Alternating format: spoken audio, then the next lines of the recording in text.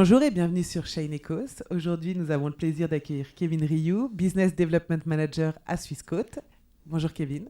Bonjour Marion. Merci beaucoup d'avoir accepté mon invitation. Merci. Est-ce qu'on peut commencer par une petite introduction et que tu te présentes, que tu nous expliques un peu ce que tu fais pour que nos auditeurs puissent mettre un cadre autour de toute l'histoire qu'on va leur raconter? Oui, tout à fait. Donc, je suis Kevin Rioux, je suis, donc, comme Marion l'a indiqué, Business Development Manager chez Swissquote Bank Europe. Donc, on est la société sœur de Swissquote Bank en Suisse. On est basé au Luxembourg. Donc, très rapidement, le groupe Swissquote, c'est une banque fondée par deux ingénieurs en 1999 qui propose une plateforme de trading en ligne pour des produits qu'on peut trader librement sur la bourse, que ce soit fonds, obligations, ETF. Et, on va dire, assez récemment dans l'histoire de Swissquote, depuis 2018, également des crypto-monnaies. Et donc, c'est un groupe international basé en Suisse avec sa banque suisse, mais également au Luxembourg pour servir l'ensemble du marché européen. Et on est également présent sur le marché asiatique, l'Afrique du Sud, et l'Angleterre, parce que maintenant, c'est plus l'Europe. Et voilà. C'est combien de collaborateurs à peu près? Au niveau du groupe, on est plus de 1200 et à Luxembourg, on est 80. Sacrée équipe. Aujourd'hui, si on est là, c'est justement pour parler d'investissement. Et en fait, j'aimerais bien qu'on retourne d'abord au départ. Quelles étaient les proportions d'investissement dans la finance centralisée, investissement dans la finance décentralisée, et pourquoi Swissquote a pris le pas de développer en fait cette partie de finance décentralisée. Quels sont vos intérêts? Où est-ce qu'on va? Alors, peut-être du coup un rapide historique sur l'histoire du groupe. Donc, comme je disais, ça a été créé en 1999 par deux ingénieurs informatiques. Donc, à la base, on n'était même pas une banque lorsque ça a été créé. C'était un fournisseur de data en fait pour les marchés en 1999. Donc, l'idée c'était juste de vendre des flux de données à d'autres banques, d'autres courtiers. Donc, c'est ça l'historique de la banque. C'est vraiment des ingénieurs informatiques avant d'être des banquiers. Et ensuite, par la suite, par une série de rachats et de développement interne, il y a eu l'idée de croître sur des marchés avec type produits structurés, produits dérivés.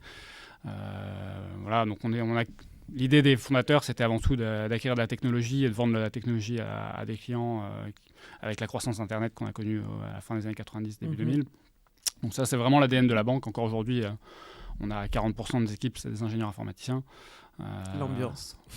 En Suisse principalement. Alors au Luxembourg, on n'est pas à 40%, parce que là c'est plutôt la partie développement commercial, conformité. On connaît le poids de la conformité en Europe. Voilà. C'est notre prochain sujet.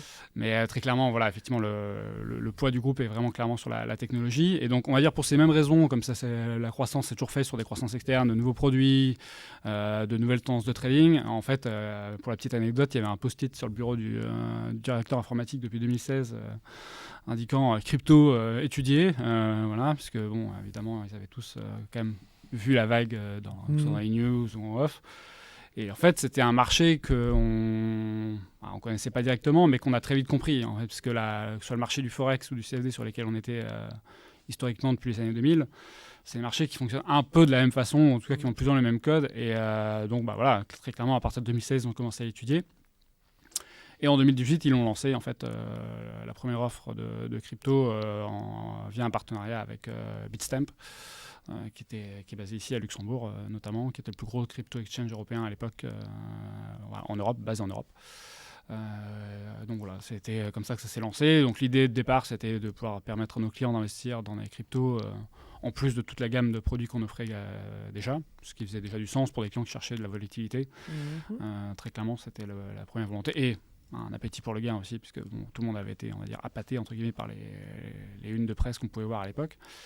Donc ça, c'est la première partie. Et puis après, comme on avait quand même besoin de comprendre la technologie, le conseil d'administration, comme on a une société cotée, c'est un point que j'avais oublié de préciser au début, mais on a une société cotée, donc ça implique quand même un grand devoir de transparence. Donc faire le pas d'aller sur les cryptos alors qu'on est une banque avec l'agrément, notamment aussi en Suisse, en plus du Luxembourg, voilà, c'est quand même il faut être capable d'expliquer ce qu'on fait et qu'on fait les choses de manière intelligente. Et comment on les contrôle? Et comment on les contrôle, tout à fait, exactement. Donc avoir un partenariat avec Bitstamp qui avait beau être régulé par la CSSF à l'époque. Pour rappel, la CSSF, la police de la finance, le régulateur luxembourgeois, l'AMF en France. Donc c'est obligatoire de toute façon pour travailler dans le marché bancaire. Exactement, et on avait les mêmes prérequis de la FINMA, qui est le régulateur suisse en Suisse. Donc ça fait quand même beaucoup de discussions avec des régulateurs, que ce soit en Suisse ou au Luxembourg, pour expliquer ce qu'on faisait. Et donc, l'idée à ce moment-là, c'était de se dire, très bien, on a Bitstamp, c'est un acteur pour lequel on a confiance, mais il faudrait avoir une politique de backup. C'est-à-dire, si un jour Bitstamp a des difficultés, est-ce qu'on est capable de se retourner et d'offrir un autre prestataire qui aurait le même niveau de sécurité et les mêmes conditions commerciales. Donc il y a eu tout un travail qui a été fait pendant 1 an et demi, 2 ans, et à la fin la conclusion c'est qu'on n'en a pas trouvé, qui avait les mêmes... Donc comme on n'avait que des ingénieurs, on l'a développé nous-mêmes. C'est l'idée, exactement. C'est exactement l'idée qui est arrivée par la suite. Donc on a fait en 2 étapes parce que la problématique quand même qu'on avait, c'est que c'est pas notre métier, c'est pas notre core business comme je disais au début. Effectivement. Voilà, c'est quand même c'est plutôt le trading sur les produits listés, sur les bourses qu'on connaît que le crypto. Donc là du coup on a fait en 2 étapes. Il y a d'abord eu un développement de notre propre solution de conservation. Qu'est-ce que c'est une solution de conservation ? Basiquement, c'est aujourd'hui, si vous voulez détenir vos cryptos, vous les avez sur une wallet, votre adresse, soit votre clé Ledger. Il fallait développer cette solution, mais au niveau bancaire, structurellement. Donc en fait, il faut juste avoir une infrastructure. Donc là, évidemment, c'est institutionnel. C'est pas, on ne détient pas tout sur une crypto, sur une Ledger qui serait détenue. C'est vraiment le même principe que le compte bancaire. Mais c'est le même principe, voilà, c'est le même principe. C'est juste qu'à la fin, c'est quand même une sécurité physique. Il faut pas oublier que la crypto, à la fin, techniquement, c'est un wallet, que ce soit une banque qui développe une solution crypto ou le particulier qui a son ledger, à la fin, la technologie reste la même en termes de custody. C'est juste que, après, il y a des règles de sécurité pour garantir le fait qu'elle n'est pas accessible, que tout le monde n'a pas les codes. Il y a tout un tas de règles de sécurité que, pour le coup, je ne peux pas dévoiler. Mais voilà, donc ça a été la première étape, ça a été de construire cette solution. Donc on a une solution on a 2 solutions de custody en fait, qu'on a pluguées et qu'on maîtrise nous-mêmes. Voilà, en fait, la clé dans la crypto, c'est de maîtriser. En fait, c'est pas forcément dans la capacité technique de le créer, c'est d'être le seul à être capable de maîtriser la solution de conservation. Donc ça, c'est ce qu'on a fait en 2020. Voilà. En ayant toujours Bitstamp pour la partie exécution, mais du coup, en fait, basiquement, à l'époque, si vous étiez client de Swissquote et que vous vouliez acheter du Bitcoin, en fait, vous alliez acheter du Bitcoin sur Bitstamp, et ensuite, ça a été transféré sur le wallet de Swissquote qui détenait toutes les cryptos de tous les clients. Ok. Et après, dans ton wallet, tu avais des sous-compartiments par client. Exactement, c'est l'idée. Ok. Voilà. Parce que moi, je voudrais juste préciser une petite chose. En fait, on s'est rencontrés à travers le fonds d'investissement pour lequel je travaille. Mm-hmm. Et quand on a voulu créer un partenariat bancaire, en fait, en tant que fonds d'investissement régulé par la CSSF dans la crypto-monnaie, on n'a pas été reçus partout de la même façon.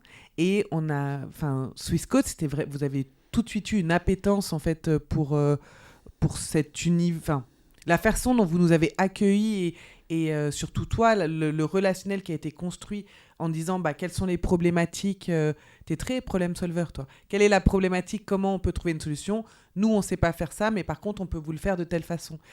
C'est vraiment... Quelle est la part aujourd'hui dans ton business?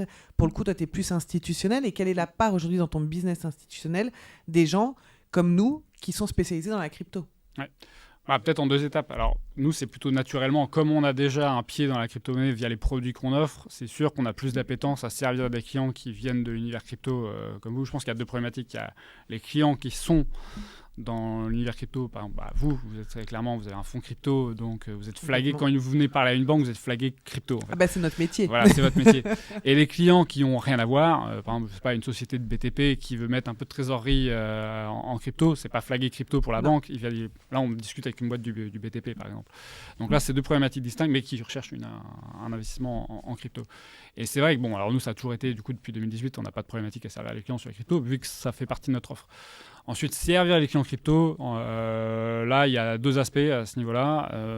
C'est que le fait qu'on comprenait ce qu'ils faisaient. Ça, c'est un vrai point. On comprend peut-être pas non plus, pour être honnête, on comprend peut-être 95% au début, mais il faut qu'on arrive à comprendre les 100%. Donc, il y a toujours le delta des 5% à comprendre. Mais on comprend quand même plus facilement qu'une banque qui n'a jamais fait les efforts de développer en interne ou une banque ou n'importe quel provider, de manière générale. Mais tu te rends pas compte à ce point-là. Là, la semaine dernière, je faisais un appel d'offres d'un prestataire. Pour le coup, pas bancaire, un prestataire comptable pour le fonds. Et tu sais ce que le prestataire il m'a dit? Comment vous vous assurez que quand vous achetez un bitcoin, vous ne l'achetez pas à un terroriste? Est-ce que tu imagines du coup... Et je lui dis, et quand j'achète une action EDF, ça se passe comment? La décorrélation, le manque de connaissances vraies que les gens ont dans la finance centralisée, de cette finance décentralisée qui en fait fonctionne quasiment exactement de la même façon que... Et en banque, il serait intéressant que tu discutes avec tes confrères pour te rendre compte du delta qu'il y a vraiment entre une banque qui s'est spécialisée dans la crypto et du coup qui maîtrise la finance décentralisée et centralisée et une banque qui ne maîtrise que la finance centralisée. Après, c'est un appétit commercial également. Je veux dire, au début, quand on a lancé le projet au début, c'était c'est parce qu'on avait analysé une différenciation par rapport à des compétiteurs. L'idée qu'on comprenait ce qu'on faisait et qu'on voyait les risques et jusqu'où on pouvait aller. Le pari a été gagnant pour nous depuis qu'on l'a lancé, mais il aurait pu être tout aussi perdant. Donc je comprends aussi, il y a des banques qui n'ont aucun intérêt vis-à-vis de leurs clients d'aller expliquer qu'ils vont se retourner et qu'ils vont aller offrir ce marché aujourd'hui parce qu'il n'est pas encore assez mature, qu'il y a encore trop d'incompréhension sur le marché au niveau de la clientèle de détail. Et justement, là, tu me fais une petite passe décisive qui me plaît. En fait, aujourd'hui, chez Swissquote, on ne va pas faire d'emprunt immobilier, on n'a pas de carte Visa. Qu'est-ce qu'une banque d'investissement ? Et est-ce que justement tu peux, alors Swissquote ou une autre banque d'investissement en général, qu'est-ce que va retrouver un particulier et quel type de particulier vous allez rechercher et qu'est-ce que va trouver une entreprise et quel type d'entreprise vous allez rechercher ? Donc nous, on sert à la fois les clients de détail et les clients professionnels et institutionnels. C'est nous, on va dire nos 3 grandes catégories de clients qu'on est capable de servir. Je vais peut-être commencer par la clientèle de détail qui est notre core business historique. Oui. L'idée, c'est qu'effectivement, c'est d'être capable de servir des clients qui veulent soit... C'était pas les entreprises, votre clientèle de départ ? C'était vraiment les... Non, vraiment, historiquement, on est commencé sur les clients de détail. Okay. Vraiment, c'est ça. On va dire jusqu'à même... 2010, je dirais, c'était à 95% des clientèles de détail. Et après, on a fait grandir la partie, ce qu'on appelle B2B2C, c'est-à-dire les GFI, comme on appelle ça en Suisse, les gestionnaires de fortune indépendants. Donc ça, c'est qui en fait gèrent les portefeuilles des grosses fortunes. Exactement. Et pour la partie européenne, là, c'est plutôt la gestion discrétionnaire au Luxembourg qui gère des clients fortunés, entre guillemets, qui se gèrent leur portefeuille de manière discrétionnaire. En France, on appelle ça les CGP, les conseillers de gestion de patrimoine, dans les différents marchés. Donc ça, c'est cette deuxième gamme. Et la troisième gamme, c'est les fonds d'investissement, qui, pour le coup, est quand même beaucoup plus récente. On va dire c'est uniquement les premiers clients en fonds d'investissement, on les a depuis 2015-2016. Ah, d'accord. C'est vraiment comme ça. Après, vous n'êtes pas une vieille banque non plus, parce que... Non, 25 ans d'historique, ça... C'est une jeune banque. Ça reste jeune si on compare à certains compétiteurs à ce niveau-là. Donc l'idée, effectivement, c'est celle-là. Sur la clientèle de détail, c'est vraiment des clients qui veulent se créer leur patrimoine, préparer leur retraite ou faire accroître du patrimoine. Très clairement, c'est ça. Historiquement, à Luxembourg, on a une petite particularité, c'est qu'en fait, Swissquote a racheté une banque qui s'appelait Internax dans le passé et qui servait exclusivement, pas exclusivement, mais à 80% des expatriés. En fait, ils avaient orienté leur stratégie marketing autour de ça.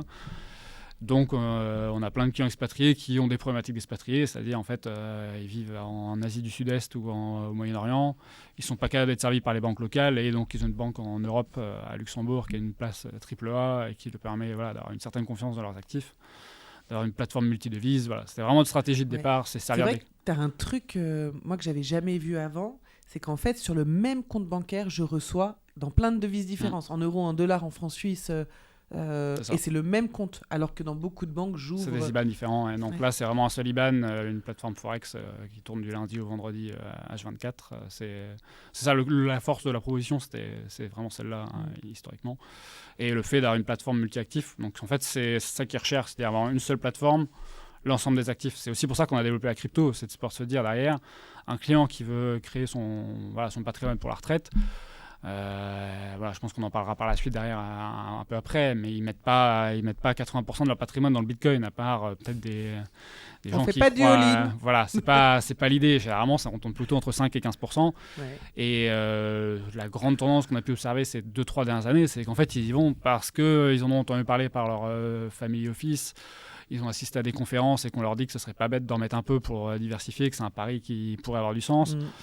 Et donc il y a eu un peu d'éducation qui a été faite depuis 2-3 ans. On a une grosse différence de clientèle entre ce qu'on voit arriver depuis 2-3 ans, c'est des clients qui ont une fortune bien établie et qui veulent un peu diversifier, qui avaient l'habitude de mettre dans du private equity et qui se disent c'est un peu la même approche en termes d'esprit que du private equity, par rapport à des clients qui avant vraiment ils croient encore d'ailleurs, mais qui avaient bien analysé le Bitcoin, voyaient bien comment ça pouvait marcher. Mais du coup, je suis un retail, je place j'ouvre un compte dans une banque d'investissement, je souhaite mettre en crypto.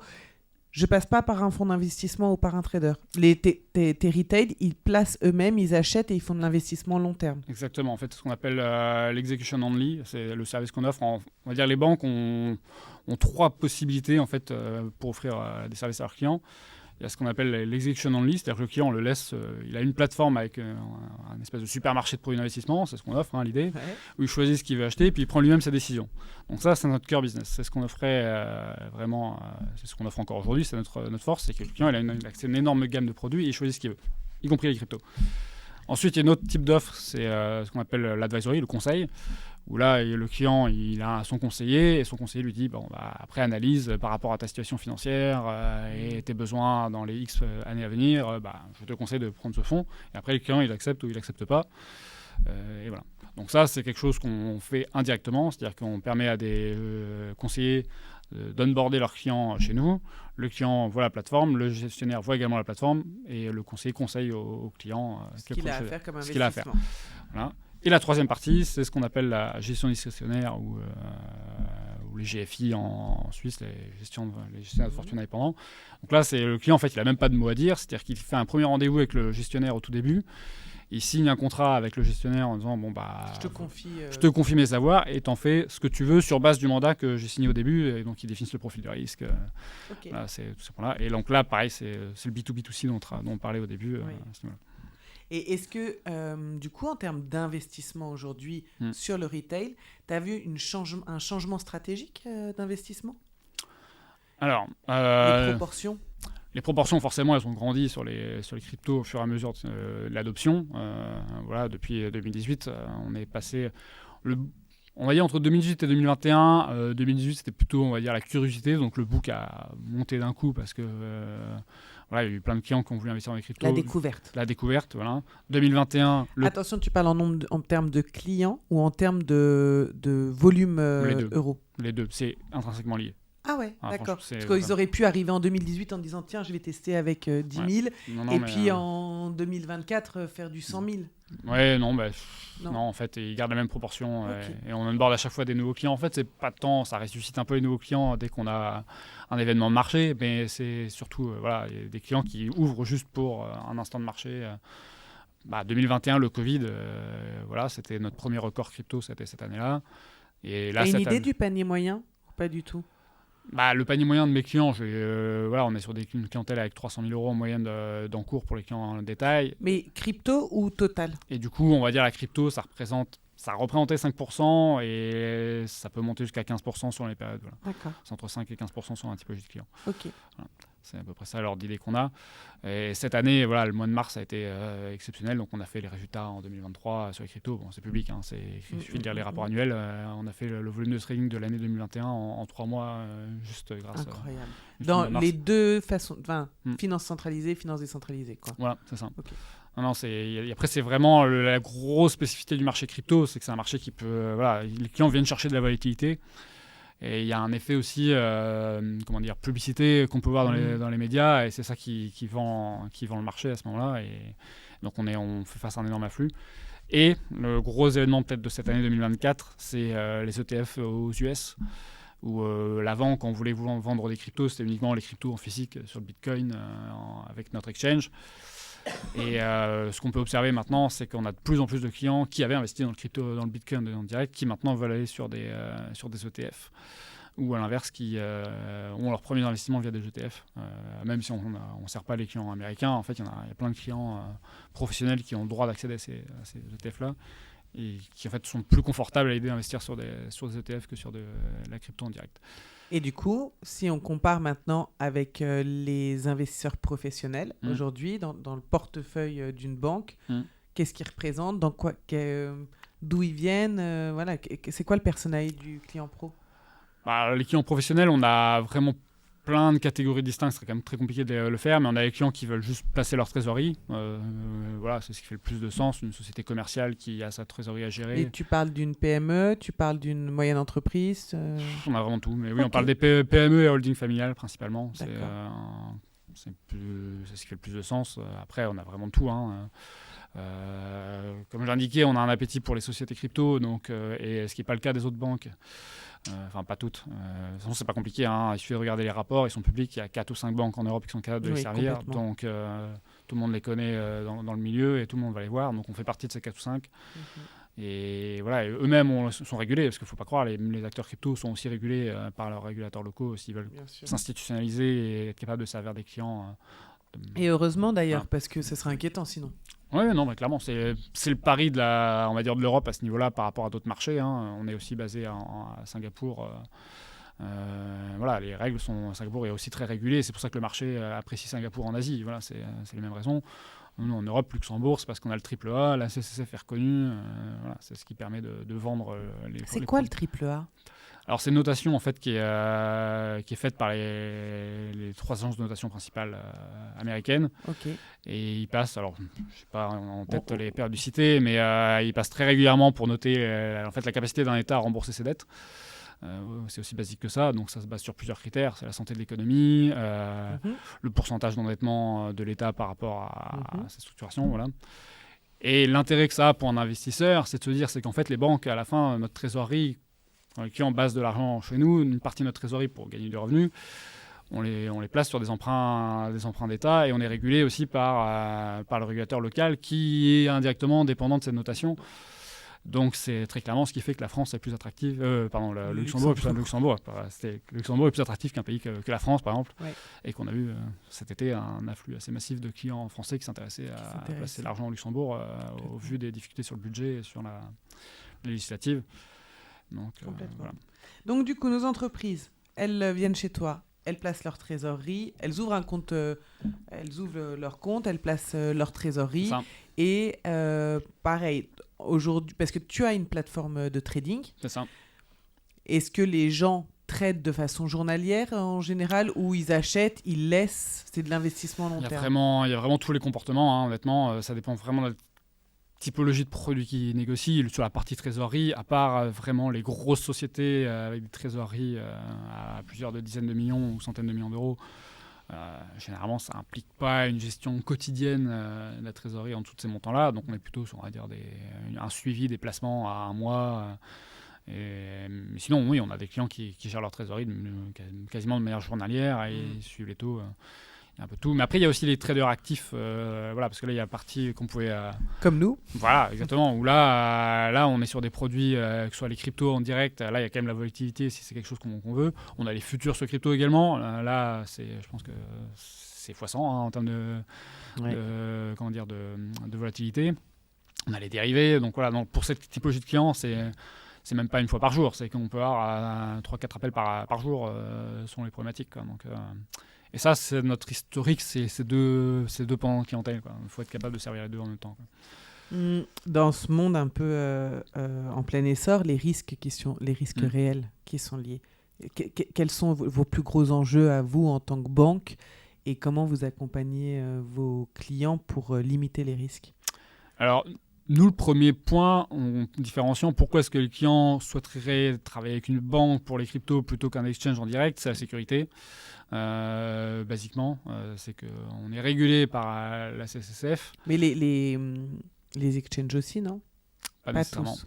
C'est pour ça qu'on a travaillé avec Bitstamp, mais à l'époque, en 2018, et même encore aujourd'hui, les plus gros exchanges, que ce soit Binance, ils ont une licence en France, un enregistrement. C'est juste un enregistrement, donc le dossier est assez light. La différence, en fait, c'est que l'enregistrement, c'est vraiment sur la partie KYC, donc la partie de l'utilisateur, qui il est, d'où il vient, l'origine des fonds, l'origine de la fortune, la provenance des fonds. Et quand on est régulé, là, par contre, il y a toute l'autre partie, et c'est vraiment le fournisseur en tant que tel qui est passé au crypto. Après, je ne leur jette pas la pierre. Hein. Le régulateur ne demandait pas plus, donc il n'y avait pas de raison d'aller s'embêter, à aller faire des dossiers plus complexes. Là, maintenant, il y a Mika qui arrive. Ils sont tous en train de demander des licences en Europe s'ils veulent être capables de servir les clients européens. Donc, on va dire que ça va être un game changer à partir du 1er janvier de cette année 2025. Pour rappel, en fait, le MiCA, c'est la nouvelle régulation qui est arrivée en Europe en juin et qui est effectif obligatoire à partir de janvier 2025. Et l'épisode suivant, on sera justement avec un avocat spécialisé en crypto, Harry, et on va décortiquer un peu tout ça. Je le laisserai, il sera bien meilleur que moi là-dessus. Mais oui. on va dire commercialement, c'est vraiment ça le pari. C'était qu'ils ont réussi à servir l'Europe pendant des années, depuis toujours en fait, parce qu'ils avaient la liquidité. C'est quand même la première chose que va chercher un investisseur. Et là-dessus, ils ont tout à fait raison quand vous allez voir des conférences en externe et que je rencontrais mes collègues. Effectivement, ce qu'il faut expliquer, c'est qu'un investisseur qui cherche vraiment à trader activement, il a besoin d'une plateforme qui fournit la liquidité et qui est capable d'offrir une bonne qualité d'exécution. Et ils étaient capables de répondre à cette demande-là. Après, la problématique, c'est que c'était un marché avec des acteurs qui restaient à avoir une volumétrie de négociation qui était quand même extrêmement importante, sans qu'on soit capable d'avoir une vue claire sur l'organisation interne, la conformité. Voilà, ce qui a quand même forcément soulevé des questions qui étaient quand même légitimes de la part des régulateurs. Et donc, c'est la raison pour laquelle Mika est arrivé et va passer par la suite. Donc, la première raison pour laquelle les gens viennent chercher une banque, c'est parce qu'ils savent que tout ça existe à l'organisation interne. On est audité par les auditeurs internes, externes, 2-3 fois par an, avec un rapport qui est fourni tous les ans aux régulateurs. On a des inspections sur site, que ce soit sur les luttes contre le blanchiment, MIFID, donc c'est la réglementation sur les produits listés en termes de transparence. Et nous, quand on a lancé l'offre de crypto, en fait, on a juste appliqué MIFID sur les cryptos parce que Mika n'existait pas. Quand on a lancé l'offre en 2018, on ne savait même pas à quoi le texte allait ressembler, mais on s'est quand même bien douté les grandes lignes. Ils n'allaient pas faire des efforts de réinventer la roue. Donc, on a appliqué plus ou moins les mêmes choses.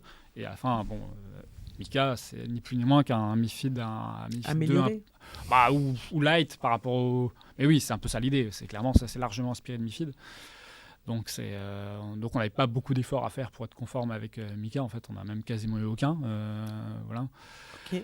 Donc ça, c'est juste de l'interne. Mais les clients, c'est ça qu'ils viennent chercher. C'est la sécurité, se dire, j'ai une banque, ça fait 25 ans qu'ils existent, c'est pas un crypto exchange aux Bahamas, pour ne pas citer celui qui a fait faillite il y a 2 ans. Voilà.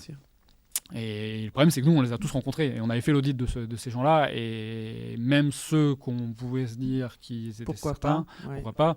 Et on travaille avec plein d'entre eux. Mais il y a toujours un moment où on sait qu'ils avaient des étapes où ils auraient du mal à obtenir la même niveau de garantie que ce qu'on avait nous. Mais vous travaillez aussi avec des exchanges. Tu négocies des partenariats. Exactement. J'allais peut-être venir là-dessus. C'est nous l'exchange qu'on offre. En fait, on a développé notre propre exchange en 2021. Et on l'a livré en 2022 au Luxembourg. Mais il était déjà live en 2021 en Suisse. On a un exchange qu'on a nommé SQX en interne. Et là, en fait, on va chercher la liquidité des autres exchanges parce que se baser uniquement sur notre base client, on sert plus de 600 000 clients dans le monde. Donc, ça représente une certaine volumétrie. Mais ça ne peut pas suffire avec nos 70 milliards d'actifs et nos 600 000 clients. Ça ne suffit pas de faire une volumétrie qui permet de concurrencer les 3-4 plus gros exchanges. Donc, en fait, notre exchange va chercher la liquidité interne. Voilà, c'est ce qui est le plus efficace, mais également la liquidité externe auprès d'autres exchanges avec lesquels on a pu travailler, que ce soit des Coinbase, Kraken, Bitstamp, notre partenaire historique, qui est également plugué sur l'exchange, et des apporteurs de liquidité pour lesquels c'est leur cœur de métier d'apporter la liquidité et donc l'exécution correcte des transactions, donc que ce soit Wintermute, B2C2 et encore plein d'autres. Donc voilà, donc c'est comme ça qu'on a travaillé l'exchange avec ces acteurs-là, et ça implique des due diligence, des intégrations informatiques. Mais on a fait le pari de se dire que ceux-là survivraient à Mika et que c'est pour ça qu'on travaille avec eux. Peux-tu nous détailler les principales façons d'acheter, d'investir de la crypto-monnaie entre les fonds ou ETF, le stacking, expliquer un peu ces méthodes et puis ton avis là-dessus? Oui, alors soit pour les clients de détail ou pour les clients professionnels, on a les mêmes gammes de produits. Après, il peut y avoir des restrictions selon les réglementations, mais basiquement, il y a forcément la crypto en direct. C'est l'investissement historique et ce qui peut presque même faire, pour les puristes, le plus de sens. Voilà, donc là, c'est pas compliqué. On a développé notre propre solution de custody, notre propre exchange. Donc, on se connecte sur la plateforme, on clique sur l'onglet crypto qui est dédié et on a la liste de toutes les cryptos qu'on offre. On en a 44 aujourd'hui. Et on décide de les acheter contre de l'euro ou du dollar. Et on place l'ordre et on est exécuté. Donc ça, c'est la première solution. Ensuite, l'Europe était assez en avance sur cette partie-là, parce que je parlais des ETF américains, mais en fait, l'Europe avait déjà des ETP, qui sont en fait des ETF, mais sur des matières premières, et ils considéraient les cryptos plus ou moins sur des formes des dérivés de matières premières. Bon, c'est vrai que c'était difficile à classifier, donc c'est le terme qu'on avait donné. Donc historiquement, on avait les ETP crypto aussi. avec des gros acteurs en Europe, que ce soit Hashdex, 21 Shares, il y a toute une série de... J'en oublie certains encore, mais on les a tous en fait, basiquement. Vu qu'on a une plateforme, on est agnostique à ce niveau-là. Donc nous, l'idée, c'est qu'on offre... on est tout à fait neutre. L'idée, c'est d'offrir la plus grande gamme d'investissement possible au client. Il choisit et puis c'est lui qui décide. Donc il y avait les ETP. Alors les ETP, ça peut avoir un intérêt parce que c'est soit les clients qui n'avaient pas la possibilité d'accéder directement aux cryptos en physique. Donc pour les clients de Swissquote, ça n'a pas trop intérêt. Mais il y a les ETP qui permettent de faire des paniers de crypto. C'est-à-dire qu'ils créent par exemple un ETP avec 40% de Bitcoin et 60% de TH par exemple. Donc là, ça permet ça peut avoir un intérêt pour les stratégies. Donc il y a le ETP. Après, il y a les dérivés qui sont arrivés plus récemment. La CME, donc c'est la bourse de Chicago qui liste des dérivés. Et donc là, en fait, on a les futurs maintenant qui existent depuis quelques années. Est-ce que tu peux expliquer un peu ce que c'est que les dérivés ? Alors les dérivés, c'est des produits financiers en fait qui sont fabriqués entre guillemets par des émetteurs dont c'est le travail et qui en fait permettent d'obtenir soit du levier, soit des stratégies plus complexes. Les futurs, basiquement, ça sert d'avoir du levier, que ce soit une position longue. Donc dans ce cas-là, c'est-à-dire qu'on pense que le produit va monter. Ou alors une position short, c'est-à-dire qu'on pense que le Bitcoin, par exemple, va baisser. Et donc l'intérêt des futurs, c'est que ça permet de prendre du levier. Donc le levier, qu'est-ce que c'est ? C'est j'ai 100 €, je prends un futur x 100, et au lieu d'investir 100 €, en fait ça va faire 100 x 100. Et du coup je vais avoir du levier, et donc ça va multiplier mes gains, mais aussi potentiellement mes pertes. Voilà, donc en tout cas, tu vas te faire éjecter plus rapidement de ta position. C'est ça. Donc c'est des produits qui sont réservés à... Les clients de détail peuvent y avoir accès s'ils sont capables de passer un test d'appropriateness. J'ai pas de traduction française, mais voilà, c'est un test. Comme un test pratique. C'est un test de connaissance pour vérifier que le client comprend bien ce qu'il fait et les risques. Mais en général, quand maintenant on veut ouvrir un compte en trading, on a tout un questionnaire pour que la banque puisse juger. En fait, mais on fait pareil dans les fonds. On puisse juger de l'appétence au risque et des connaissances de la personne. Et tout ça vient... après, nous, on a tellement de produits qu'on ne fait pas passer les tests sur tous les produits. On les fait passer que quand le client veut trader, mais parce qu'il passerait 2 heures avant d'ouvrir son compte. Mais c'est effectivement l'idée. C'est s'il veut trader des futurs, il doit passer un test qui est... Mais parce qu'en fait, en Europe, on veut d'abord protéger le client, l'investisseur, et donc s'assurer qu'il ait les connaissances et qu'il maîtrise en fait dans quoi il va. Exactement, c'est ça. Et la dernière partie, peut-être pour faire l'introduction avec vous, c'est les fonds d'investissement maintenant, puisqu'il y a maintenant des fonds crypto qui existent depuis quelques années. Et donc là, pour le coup, c'est peut-être la partie... ça rejoint un peu la philosophie des ETP, je dirais. Si ce n'est que les ETP ont une stratégie définie passive en fait, au départ, alors qu'un fonds a une stratégie active. C'est-à-dire qu'on fait confiance dans le gérant, on voit sur le site... le track record, l'historique entre guillemets de performance du fonds, du gérant, on sait comment on signe le LPA avec la stratégie, donc on sait dans quelle direction le fonds va. Exactement, c'est ça. Et est-ce que tu as un petit conseil toi par rapport à ton profil d'investisseur, où est-ce qu'il faut aller, ou comment on débute, ou comment tu guides tes utilisateurs Alors moi je peux pas donner de conseils, ça fait pas partie de mon métier, malheureusement ou heureusement, je sais pas, mais non, après c'est vraiment on va dire chaque investissement, ça dépend de l'appétit. Quand je disais les cryptos en direct, je pense que si on comprend pas la blockchain et qu'on comprend pas ce que c'est que le projet Bitcoin, Ethereum, et qu'on est juste attiré par les rendements, il y a peut-être mieux à faire que d'aller sur la crypto en direct. Si vraiment la pure idée, c'est d'aller faire du trading, je pense que les CFD, par exemple, qui sont des dérivés qui offrent également du levier, c'est différent des futurs, mais c'est un peu la même idée. Voilà, ça peut très bien convenir. Idem pour les futurs. Si c'est vraiment uniquement le trading qui intéresse la personne, c'est pas la peine d'aller sur de la crypto, où là, il y a quand même, je trouve, un effort quand même technique à comprendre, même si c'est via Swissquote, où là, en fait, le wallet, donc le portefeuille qui permet de détenir les cryptos, à la fin, c'est Swissquote qui détient.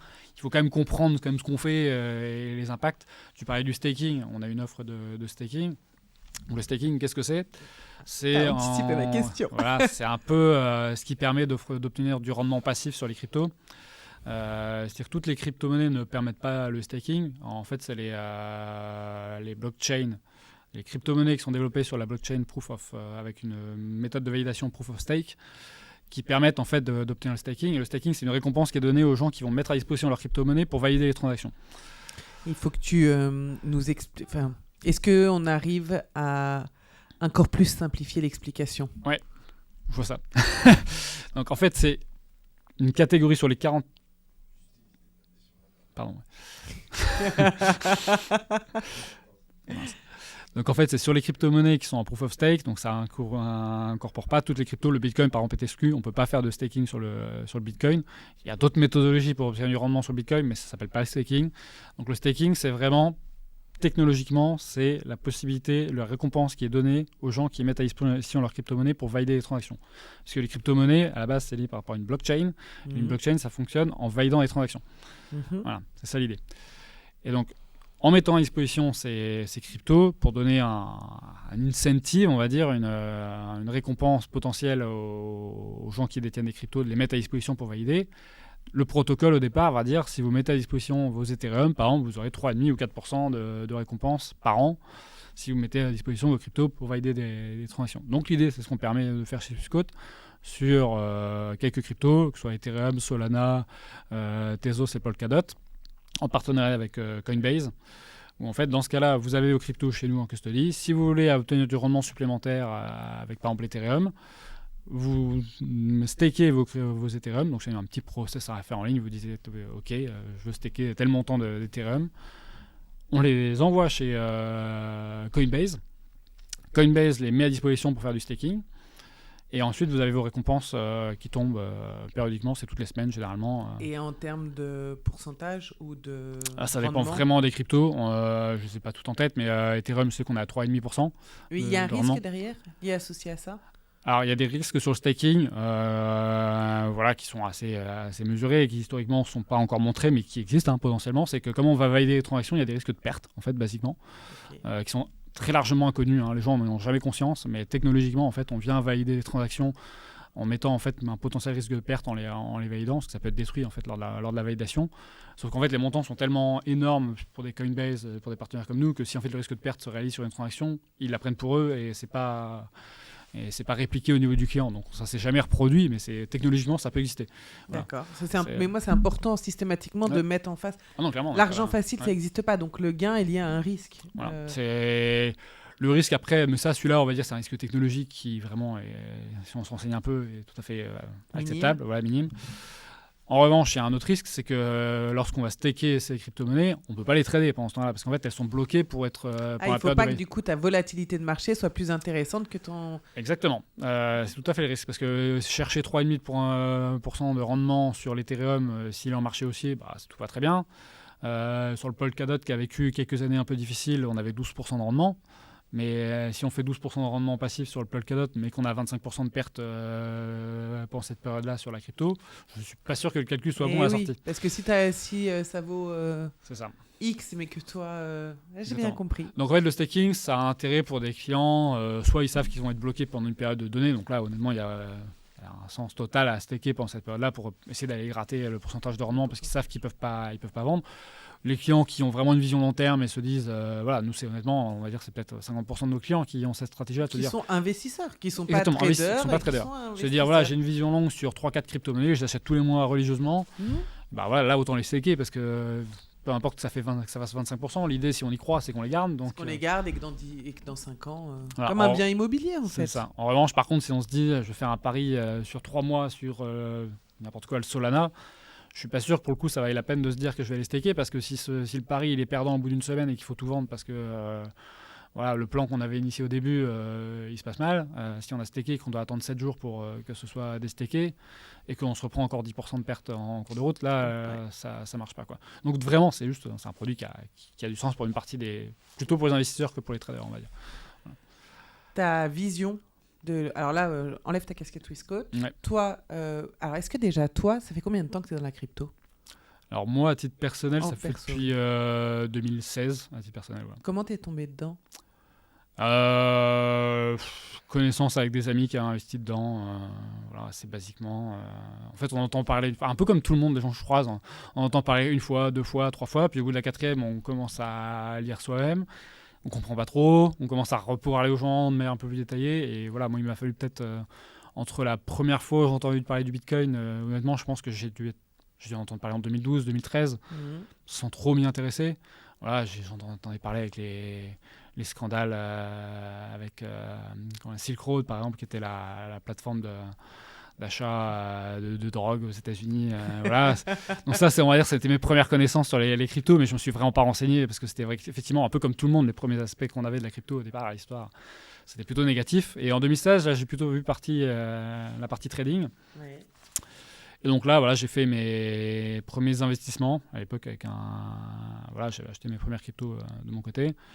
Et après, j'avais fait un peu de mining à côté. Voilà, c'était ma casquette un peu perso, quoi, depuis 2016. Et est-ce que, comme pas mal de personnes qui sont passées ici, t'as eu je perds, je gagne, je perds, oh là là là là, j'ai rien compris, je suis tout en bas, etc. Ou t'as tout de suite t'as tout de suite cette sensibilité?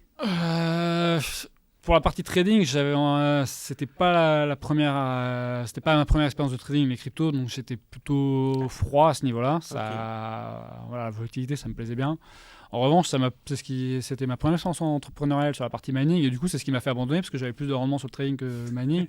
Donc, j'ai peut-être raté cet appétit pour l'entrepreneuriat via cette partie-là, parce que ça aura duré 6 mois, on a tout vendu après derrière, parce qu'on s'est dit qu'on était meilleur sur le trading que sur le mining, quoi, basiquement.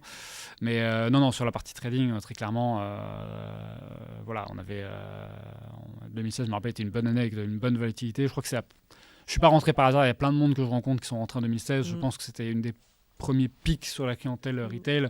Faut pas se croire plus malin que tout le monde. Je pense que si j'en ai entendu parler à ce moment-là, la communication, l'impact, parce que même Thibaut, c'est la même chose, 2016-2017, c'est vraiment des années clés, 2016-2017. Exactement, j'ai l'impression. Donc je pense que j'ai fait partie de cette vague-là, et voilà, c'était, je vais pas dire de l'argent facile, parce qu'il fallait quand même un peu réfléchir. Et puis il fallait le comprendre. Aussi. Oui, c'est ça, voilà, exactement. L'accès était quand même pas aussi simple qu'il l'est aujourd'hui. D'ailleurs, on voit, enfin moi, donc j'étais pas du tout dans le milieu de la crypto en 2016-2017, loin de là. Ce que je vois en interviewant les gens et en discutant avec eux, c'est que c'était très masculin. Et c'est dingue en fait pas pour une personne comme moi de tenir ce discours-là, mais il y avait vraiment je pense qu'il y avait un côté un peu geek, jeu vidéo. En fait, ça rentrait dans un univers où on avait moins, nous, d'appétence pour ça. Ça, c'est un très bon point ce que tu dis, parce que, et ça, je ferai la remarque de manière plus générale sur l'investissement, le monde de l'investissement en général, c'est que c'est un monde extrêmement masculin, même sur l'investissement sur les produits listés. Les femmes sont encore très largement représentées dans les catégories d'investisseurs, alors qu'il y a des études statistiques qui montrent que c'est elles qui ont les meilleures performances. Parce que, bon, je ne vais pas paraphraser, mais je pense qu'elles ont des comportements moins impulsifs sur le trading. Voilà, elles ont... C'est vrai, hein, mais c'est en tout cas les analyses. Non, mais c'est hyper intéressant ce que tu dis. Donc aujourd'hui, on a un vrai besoin d'éduquer et d'accompagner les femmes parce que elles sont pas assez nombreuses en investissement, quoi. De manière générale, et pas uniquement sur les cryptos. Et je pense que c'est un travail qu'il y a à faire, que ce soit des acteurs comme nous, basiquement, des Swissquote ou des. Aujourd'hui, tu as une stratégie, Swissquote a une stratégie de communication pour cibler cette clientèle-là? Alors oui, après, on a une stratégie de communication générique sur la partie diversité, c'est-à-dire qu'on ne cherche pas à viser uniquement des... Non, mais en termes de classe d'âge, on a même les mêmes problématiques en termes de classe d'âge. Les gens, on pense qu'en fait, c'est des jeunes qui vont trader, c'est pas du tout la vérité. La réalité, c'est qu'on a réussi à rajeunir notre clientèle très massivement grâce à des produits comme les cryptos. Mais c'est quoi très massivement aujourd'hui ton client type, il a quel âge? 35-40. Oui, c'est ça. De toute façon, avant ça, on ne peut pas demander à un jeune de 18 à 25 ans parce que financièrement, il faut le temps qu'il se construise. Ensuite, tu débutes ta carrière professionnelle vers 25 ans. Aujourd'hui, avec les études, etc., tu débutes ta carrière professionnelle, le temps que tu mettes un peu d'argent de côté, et tu t'intéresses, tu prends la maturité. C'est ça. Mais je ne pensais pas qu'en fait, vous aviez... Alors, qu'il y ait plus d'hommes que de femmes qui investissent, oui, moi, je le vois bien dans mon environnement professionnel. On n'est pas nombreuses, mais je suis dans la crypto, mais on n'est pas nombreuses quand on fait les rassemblements. Après, ça réplique aussi, tu sais, les inégalités de la société. Je veux dire, comment dire,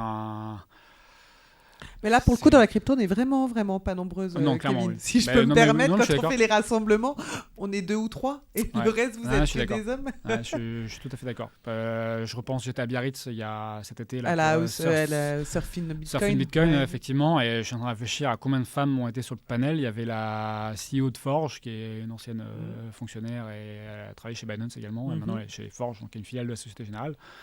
Mais je crois bien que c'était la seule, je crois. Mais alors moi, je vais te dire de façon hyper égoïste, c'est un vrai avantage.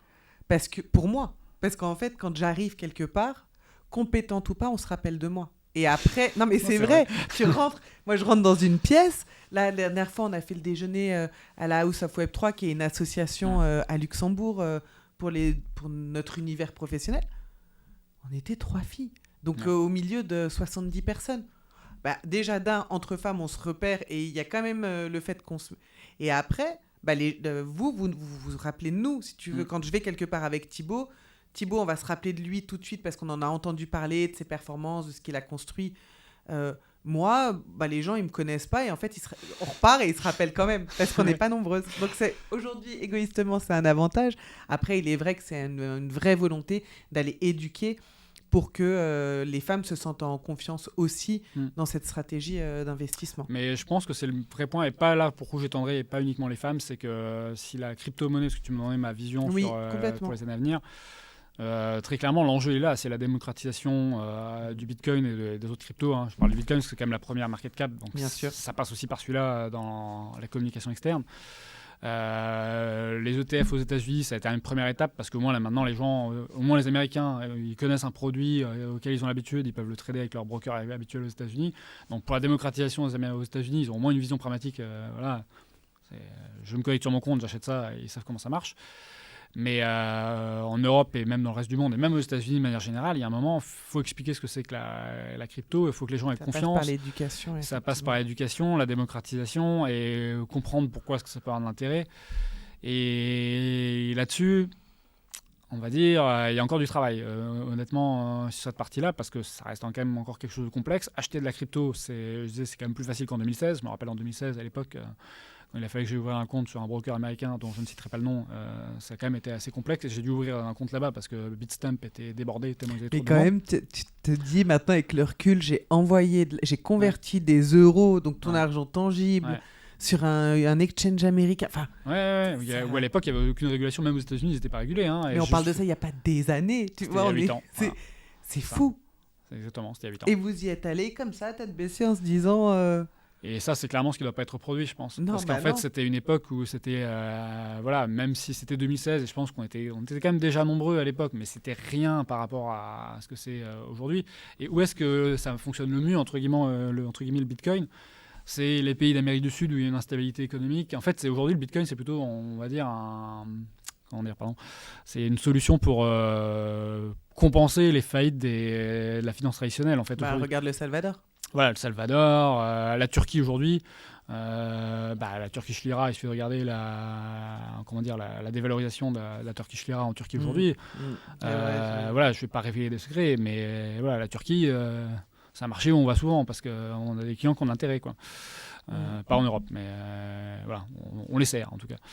Et aujourd'hui, c'est un peu ça, c'est qu'on est passé avec la crypto, qui est une solution pour des marchés qui ne sont pas capables d'être servis par leur pays, parce que soit c'est des pays dictatoriaux où il y a un risque politique, risque économique, une instabilité, voilà, tout ce que les gens s'en servent en fait comme réserve de valeur, un peu comme l'or pourrait y avoir à ce niveau-là.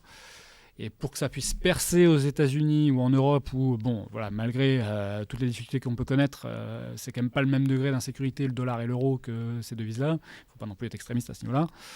On n'a pas les mêmes... Aller sur un marché et dire aux gens, attendez, attention, votre euro, il va se dévaloriser de 50%, personne ne va vous croire. Voilà, c'est pas la vérité. Même s'il y a une inflation à 3-4%, c'est plus difficile de faire ce discours-là, quoi. Et je pense que la réalité, là, c'est qu'en fait, les cryptos, il faut expliquer que c'est un nombre tangible fixé au moment de la création du protocole et que ça ne va pas pouvoir dépasser ce montant-là et qu'il n'y a pas cet effet inflationniste qu'on a sur les monnaies fiat, donc l'euro, les devises qui sont contrôlées par les banques centrales.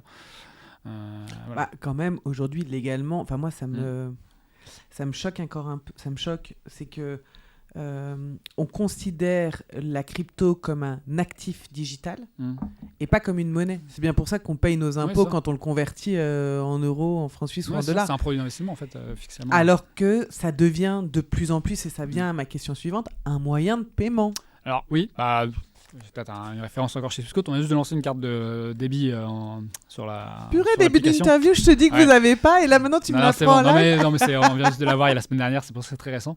Donc tu peux télécharger ta carte de débit et tu peux payer en crypto avec ta carte de débit. Donc on offre la possibilité maintenant de le faire, mais ça reste quand même très compliqué. Tu payes quoi en crypto ? Moi, je le sais, mais nos auditeurs ne le savent pas Bah forcément. là, du coup, avec une carte de débit, tu payes ce que tu veux. Hein. C'est en fait, tu as tes cryptos chez Swissquote et tu payes. Mais là, du coup, on procède avec une conversion. C'est ça aujourd'hui. C'est qu'en fait, la réalité, c'est que. C'est comme Stripe. En fait, c'est un système où tu vas convertir. Exactement. C'est ça. Parce qu'en fait, les commerçants ne sont pas équipés avec des solutions pour payer en crypto directement. Et c'est ce qui implique que. Voilà, on va dire. Et c'est quoi les taux de conversion que vous allez appliquer? C'est les mêmes taux de conversion que ceux que tu as quand tu trades. Voilà, donc ça fait quand même, tu as les frais de trading en fait au moment où tu vas payer avec tes cryptos.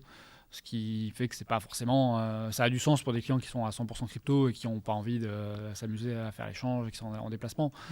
Mais tant que les marchands ne seront pas équipés avec des bornes de paiement directement en Bitcoin et que les clients n'ont pas... Parce que là du coup l'avantage c'est que si les marchands sont aussi équipés avec les solutions de réception de paiement en crypto, le client n'a pas besoin de faire un change entre le Bitcoin et l'euro. Et quelles sont les solutions qui existent? Parce que là pour le coup je n'y connais rien. Il n'y a quasiment rien. Honnêtement, quand j'étais à Biarritz, là, c'est un événement bien Bitcoin. Donc là, il y avait 2-3 trucs pour payer en Bitcoin, mais ça reste très minoritaire. C'est pour ça que je dis qu'il y a quand même encore du travail. C'est que le Bitcoin. Il y a du business, les jeunes. Il faut se lancer. Mais parce qu'il y a des problèmes techniques. Je veux dire, la réalité, c'est que la finance traditionnelle, tout le monde tape dessus, mais ça marche pas si mal que ça sur pas mal de points. Quand on est à l'intérieur, on voit qu'il y a des systèmes qui n'ont pas changé depuis 20 ans, machin, mais il y a des bonnes raisons pour lesquelles ça n'a pas changé depuis 20 ans. C'est parce que tout changer, ça coûte extrêmement cher, mais c'est parce que ça marche pas si mal que ça sur plein de points. Et les paiements, des acteurs comme Visa, Mastercard, ils existent encore aujourd'hui, alors que la blockchain existe maintenant depuis presque 15 ans, quoi. Voilà, c'est qu'il y a des raisons, c'est que ça fonctionne pas si mal. Donc, en fait, c'est, on va dire, un peu mon message, c'est que la crypto a réussi à arriver très très rapidement là où il y a des gaps et là où elle était capable de montrer sa plus-value. Mais quand la plus-value, elle est juste de gagner d'un point de vue technologique ou en termes d'esprit, mais qu'en termes de coût, c'est supérieur et qu'en termes de vitesse d'exécution des transactions, c'est inférieur, on a des problématiques parce que le Bitcoin, il faut quand même faire valider la transaction, ça prend du temps. Alors on a des blockchains qui sont plus rapides, heureusement, mais qui ne sont pas aussi connus. Voilà, donc c'est tout ce travail-là, je pense, qui doit être encore fait pour on va dire, réussir à faire... Et ça, plus les scandales qui doivent aussi cesser. Je veux dire, quand on a un FTX, parce que je vais quand même enfin le citer, mais le scandale qu'on a eu il y a 2 ans avec FTX qui fait faillite. Catastrophe. Voilà. Et ça, les régulateurs doivent aussi s'en saisir. Je veux dire, en France, il y a plus d'investisseurs qui ont investi dans les crypto-monnaies que dans les actions ou dans les fonds. Donc toi, dans tes croyances personnelles, c'est quoi? Investissez en crypto, mais en fait, reconvertissez dans la finance centralisée ensuite ce que vous faites et gardez-le comme un actif digital et ne pensez pas que ça devient... C'est quoi ta philosophie? C'est quoi ta vision personnelle, je te parle. Oui, non, c'est clair. Après, c'est juste assez basique. C'est un peu la même que celle de Michael Saylor, qui est le CEO de MicroStrategy, qui est la plus grosse entreprise ayant de la trésorerie en Bitcoin. Lui, c'est un fondamentaliste du Bitcoin et il croit en Bitcoin. Tous les résultats que font sa société, il les réinvestit en Bitcoin. Et donc l'idée elle est assez basique, c'est qu'il faut juste qu'il y ait le plus d'utilisateurs possible. L'adoption. C'est l'adoption, c'est le cœur du message. D'accord. Les ETF créés US, ça a marché parce que c'est l'adoption. Ça a permis à des fonds de pension américains d'investir dans le Bitcoin, à des universités américaines d'investir dans le Bitcoin. Et ça doit passer par là. En fait, tant que les clients institutionnels vont pas aller dessus parce qu'ils avaient des problématiques de sécurité ou voilà, ils n'y allaient pas. Ça commence à arriver maintenant, hein, on a de plus en plus de presse à petite touche, mais ça commence à y arriver. Et pour les clients de détail, c'est la même problématique. Donc ça passe par de la sécurité, de la compréhension et de la facilité d'utilisation. Je veux dire, honnêtement, c'est aussi pour ça qu'on a fonctionné, que ça a marché chez Swissquote. C'est parce que, ouvrir un compte bancaire, c'est peut-être pas simple, mais c'est quand même plus simple que de créer son wallet. Et en tout cas, on le maîtrise mieux parce qu'on connaît culturellement comment le faire. Créer un wallet, il ne faut pas oublier sa seed phrase. Enfin, il y a quand même plein de choses à...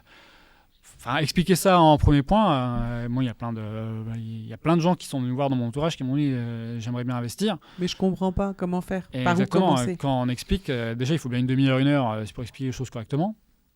Minimum, vraiment minimum. Et puis après, quand les gens le font, ils le font pas. La réalité, c'est qu'il n'y a que peut-être 5% des gens qui passent. Parce que ça fait peur d'ouvrir, de créer un truc que tu maîtrises pas. Oui, c'est ça.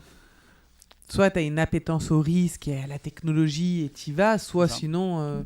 c'est pour ça que nous, en tant que fonds d'investissement, on fonctionne. C'est ça. C'est que les gens sont sécurisés en se disant je confie là, j'ai un contrat que je donne à ma banque, j'ai un suivi, ils savent faire, ils maîtrisent...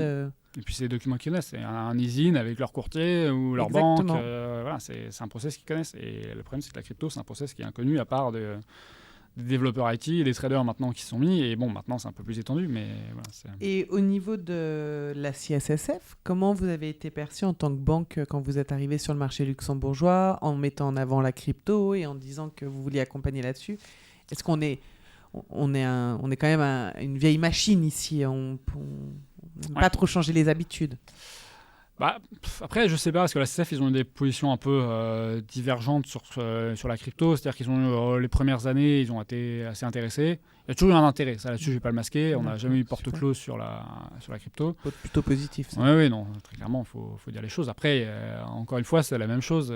Tant qu'ils n'ont pas de problématique à régler, ils vont pas investir plus de temps que ce qui est nécessaire. Donc, on va dire, on est arrivé un peu comme les pionniers dans l'univers bancaire, pardon. Donc on a dupliqué d'abord, ce qui est important de comprendre, c'est que c'est la Suisse qui l'a fait en premier. Nous, après, on est arrivé en disant, voilà, nos collègues suisses l'ont fait et on voudrait l'adapter. Ouais, et l'étiquette suisse au Luxembourg donne quand même des portes... Voilà, alors ils savent qu'ils ont un interlocuteur, ils peuvent parler avec leur équivalent, la FINMA en Suisse, si besoin. Bien sûr. Je ne sais pas s'ils l'ont fait, je suppose que oui, j'en sais rien. En tout cas, ils savent aller collecter de l'information dans un pays qui a la même dimension, enfin... La même rapidité d'exécution et la même presque un peu, c'est plus grand la Suisse, mais presque la même taille comparé à un pays comme la France où la façon de faire est complètement différente. Voilà. Donc l'idée, c'est ça. Après, ils ont mis en place des process. La difficulté qu'on a peut-être eue à ce niveau-là, c'est que nous, quand on a lancé les premières discussions avec la CSF, il n'y avait aucun process qui existait de leur côté. C'est-à-dire qu'on on a eu un peu un travail, je ne vais pas dire d'éducation, ce serait péjoratif, mais d'expliquer ce qu'on faisait, et eux-mêmes en fait ont dû penser à qu'est-ce qu'ils devaient nous demander. C'était un peu c'était un travail d'équipe. Ouais, donc très clairement, oui, c'est ça. Après, avec les limites du fait que nous on avait nos contraintes commerciales de devoir lancer rapidement, et c'est ce qui voilà, c'est un peu la seule contrainte qu'on a eue, c'est que eux étaient plutôt dans une approche de dire bon bah on a un premier cas, on va pas demander ce qu'il y a, et puis nous qui essayons de pousser, parce que comme je disais en début d'interview, on a des momentum dans la crypto, et voilà, si on avait raté mars 2021, clairement, on n'aurait pas investi autant dans la crypto, on n'aurait peut-être pas la solution qu'on a aujourd'hui. Enfin, c'est plein de choses qui font. Donc, c'est plutôt ce point-là. Je pense qu'il faut aussi, c'est un discours intelligent à avoir avec tout le monde. C'est pas un acteur qui est, il y a Bitstamp et au Luxembourg. Voilà, il y a quand même plein d'acteurs qui sont ici. Les fonds crypto au Luxembourg, ils les ont pas interdits. Il y a pas. C'est pas une place anti-crypto, et le Luxembourg est plutôt bien positionné. Je voyais un article passer la semaine dernière sur fiscalement le traitement des cryptos. Bon, là, c'est pas la CSF, c'est plutôt le gouvernement ici, la fiscalité. Mais à part le Luxembourg et Malte, on a un des rares pays en Europe à ne pas fiscaliser les cryptos pour les clients particuliers s'ils détiennent de plus de 6 mois. Voilà, là où en France, on est en train de parler d'augmenter la flat tax sur 37,5. Bon, c'est pas voté, mais non, ça a fait un petit coup de stress à tout le monde pendant 24 heures, et puis mais bon, c'est quand même des discussions en Europe. Mais c'est pas la même perception de on a quand même une culture à Luxembourg de ce que tu détiens par la force de ton travail, qui a déjà été imposée au moment de ton travail, c'est-à-dire pour créer l'euro, de pas l'imposer dans un second temps. C'est une autre culture. Et puis surtout, il y a une politique de stabilité fiscale, c'est ce que vient de rechercher. Au moins, on sait que les règles sont établies. On va dire pour en revenir plutôt à la CSF aussi, même la fiscalité, c'est pareil, mais la place luxembourgeoise, au moins, ce qu'on sait, l'avantage, pourquoi les entreprises s'établissent à Luxembourg, et pourquoi est-ce que le Swissquote est venu au Luxembourg, c'est parce que c'est une philosophie qui est assez proche de la Suisse en termes de vision du pays, vision de développement. C'est une stabilité, c'est-à-dire qu'on met des règles au départ. C'est pas forcément les meilleurs du monde si on fait un comparatif par rapport à tout le monde. Voilà, on sait par exemple qu'on est en compétition avec l'Irlande sur le dépôt des ETF pour les partis fonds d'investissement. C'est pas mon activité, mais d'autres banques le font. C'est un gros business à Luxembourg. Mais c'est peut-être pas la même règle, mais au moins au Luxembourg, elle change pas. On sait que ça c'est voté. Le pays, c'est un petit pays. Il y a des élections, c'est un pays démocratique, mais tout le monde ne va pas tout remettre sur la table à chaque élection et tout recasser ce qu'a fait le voisin, enfin pas le voisin, mais le parti d'en face la fois d'avant. Donc ça, c'est quand même quelque chose que recherchent les investisseurs, c'est une stabilité. Et c'est la même raison pour laquelle on s'est installé à Singapour, c'est une stabilité. J'avais une fois un investisseur qui m'avait sorti cette phrase, et il a raison, c'est un pays où on n'est pas capable de citer le nom du Premier ministre, c'est peut-être un bon signe. Ça veut dire qu'en fait, l'investisseur, il n'est pas en train de se demander qui va être le prochain ministre, quoi. Donc moi, je connais le nom du Premier ministre luxembourgeois, mais le Premier ministre singapourien, effectivement, je ne connais pas son nom. Donc voilà, c'est... Complètement. Et le Suisse, honnêtement, voilà, je le sais parce que je suis une banque suisse, mais je ne le savais pas avant de rejoindre une banque suisse également. Donc c'est les mêmes raisons. Voilà. Écoute, c'était hyper intéressant. Merci beaucoup. Est-ce qu'il y a quelque chose que tu voudrais rajouter ? Non, bah écoute, je crois en tout cas vous avez une bonne proposition et je pense que ça rentre clairement dans l'idée de démocratiser, étendre la crypto. C'est notre philosophie qui est claire. C'est d'éduquer pour faire adhérer et adopter. Tu vois, c'est à travers l'éducation et les gens peuvent faire leur propre choix. Et c'est en ayant la chance de pouvoir interviewer des gens comme toi qui viennent de profils différents, de secteurs différents, avec des visions différentes de la crypto-monnaie. Mais à chaque fois, vous amenez ce petit truc en plus qui le ramène à la vie réelle, concrète en fait, et qui permet aux gens de se faire leur propre opinion, qu'elle soit positive ou négative sur la crypto et la blockchain, qu'ils aient une opinion et juste pas, je sais pas. Ça, c'est compliqué. Merci beaucoup. Merci Marion. Et puis la suite au prochain épisode sur MiCA, la législation européenne. Merci, au revoir.